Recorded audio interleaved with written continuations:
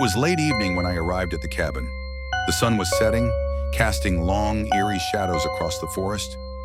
Everything about the place felt too quiet, too still, but I brushed it off. I was here for peace.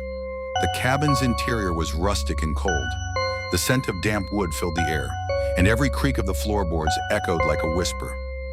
That first night, as I sat by the fireplace, I heard it, a faint sound, a whisper.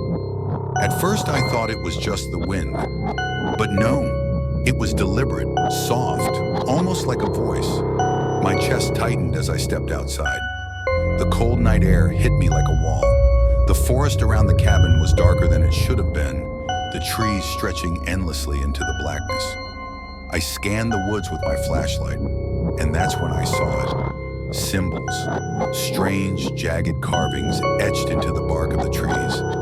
I didn't know what they meant, but I knew they weren't good. The whispering grew louder. It wasn't random anymore.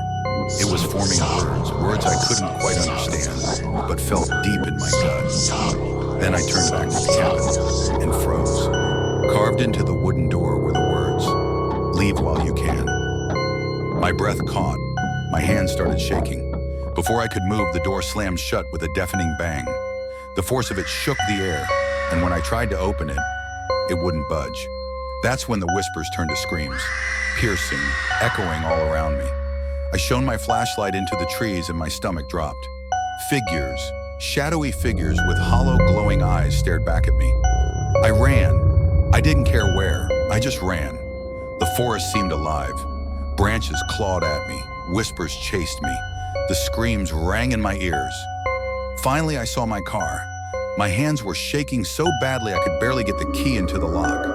I jumped inside and started the engine. As I sped away, I glanced in the rearview mirror. The cabin was gone.